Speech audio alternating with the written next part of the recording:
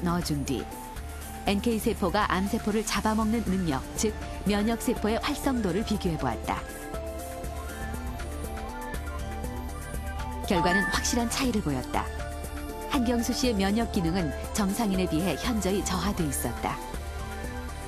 이제 암 환자에게 활성도가 떨어진다는 것은 결국은 암을 죽일 수 있는 NK세포, 즉 면역세포의 능력이 떨어졌다는 것을 뜻합니다.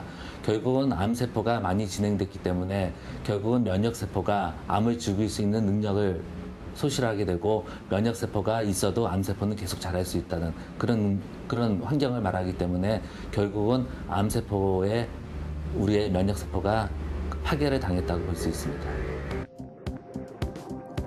우리의 몸 곳곳에서는 매일 돌연변이 암세포가 자라난다. 그래서 건강한 사람일지라도 몸 안에 보통 1,000개에서 5,000개 정도의 암세포를 가지고 있다. 하지만 암세포가 있다고 해서 모두가 암에 걸리지는 않는다. 그 이유는 우리 몸속에 암세포를 찾아내 제거할 수 있는 면역세포들이 존재하기 때문이다. 암세포와 전면에 나서 싸우는 대표적인 면역세포가 자연 살해세포라는 NK세포다. NK세포는 수상한 세포를 만나면 세포의 단백질 구조를 통해 정상적인 자기세포인지 아닌지를 탐색한다.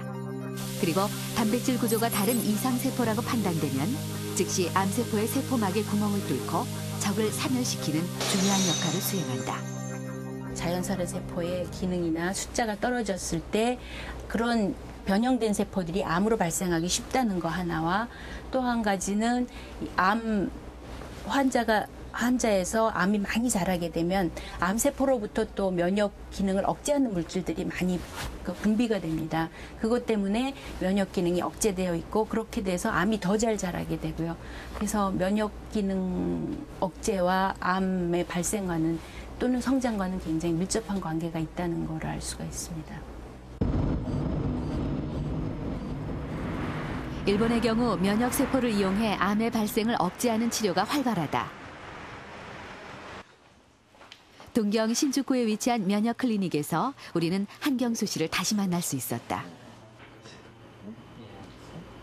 암세포와 싸우기 위해 약해진 자신의 면역세포부터 회복시켜야겠다는 생각에 일본을 찾았다고 했다.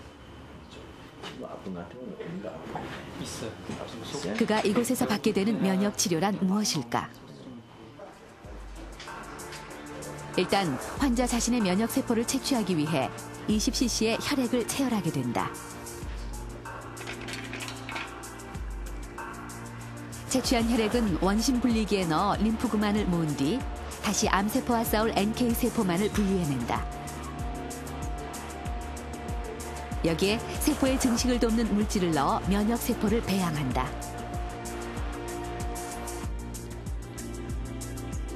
이렇게 배양된 면역세포를 환자의 몸에 다시 투여해 암세포를 제거하고 떨어진 면역 기능을 되살리는 것이 면역세포 치료다.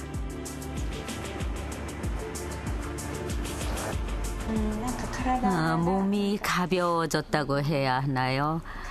기분도 아주 긍정적으로 변해서 매일매일 즐겁게 보내고 있어요. 이렇게 면역세포 치료로 어느 정도 체력을 회복하면 선택할 수 있는 항암제 수도 늘어날 수 있을 겁니다. 항암제 투여와 면역 치료를 병행하는 것이 좋을 것 같습니다.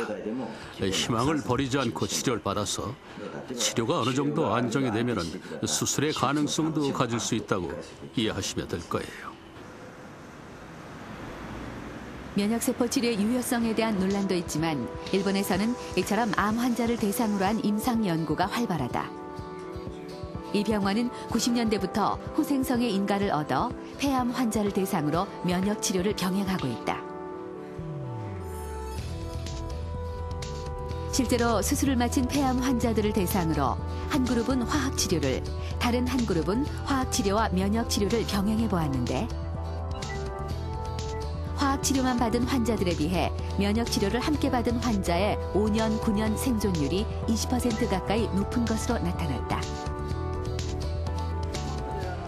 폐암 수술 후 면역 치료를 병행한 사람과 그렇지 않은 사람을 비교해 보면은 약 4배가량 생존율이 높았습니다. 면역 치료를 병행했다고 해서 반드시 모든 사람이 낫는 것은 아니지만 하지 않은 사람보다는 나을 수 있는 확률이 높아진다고 볼 수 있습니다. 곰돌이 있어. 요거 딱이다. 색깔이 아들이. 29살인 김은선 씨는 요즘 설레는 하루하루를 보내고 있다. 임신 8주차인 그녀는 아직도 자신이 아기 엄마가 된다는 사실이 믿기지를 않는다. 야, 발도 이쁘고. 어머, 되게 귀엽다, 진짜. 진짜 마음에 들지 않아요? 네. 임신 계획이 없었거든요. 그리고 이제 저희가 계획을 세웠으면 되게, 좋다 이랬을 텐데, 딱 봤는데 2줄인데, 좀 이렇게 안 믿어지는 그런 거 있잖아요. 이게 진짜야? 아니야? 이러면서 좀 그랬었어요, 처음에는. 근데 지나고 나니까 그래도 생겼구나. 그래도 나도 아기를 가졌구나. 이렇게 기쁘더라고요. 7년 전 은선 씨는 전신을 파고든 염증으로 생사의 기로에 놓여 있었다. 결혼도 아기도 당시엔 엄두도 내지 못할 일이었다. 이렇게 배가 복수가 차가지고 앉아있지 못해서요. 먹고 누워있고 그 정도였었어요. 신발을 못 신어서 그냥 슬리퍼 신고 슬리퍼도 못 신고 질질 끌고 가면서 병원에 다녔었어요.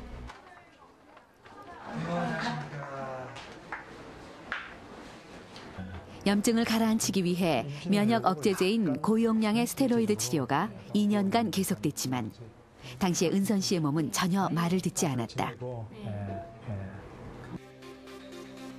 오히려 신장염이 악화돼 당시 은선 씨의 혈뇨, 단백뇨는 정상치의 10배가 넘었다. 마지막 희망으로 선택한 것이 조혈모 세포 치료였다. 현재 면역 세포를 제거한 후 골수에서 채취한 면역 세포들을 증식, 몸속에 다시 넣어주어 면역 체계를 완전히 바꿔주는 치료 방법이다. 우선은 성공 확률이 지금 한 60 내지 한 70%. 모든 사람한테 다 반응은 없는 거고요. 그리고 또 성공을 하더라도 일부 환자에서는 다시 또 재발을 할 수가 있습니다.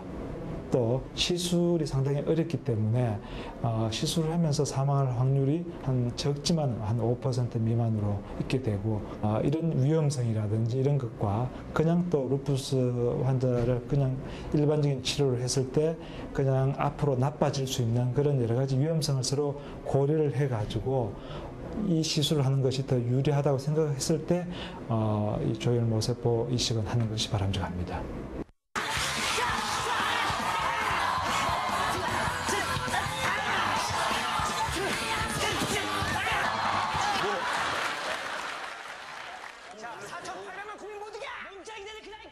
개그 프로그램을 보고 한바탕 웃고 나면 답답했던 가슴이 후련해지는 기분을 느껴본 분들 많으실 텐데요. 여러분께서는 하루 중 몇 번이나 이렇게 웃으시나요? 크게 소리내어 웃는 것만으로도 우리 몸의 면역 세포들은 많은 영향을 받는다고 합니다.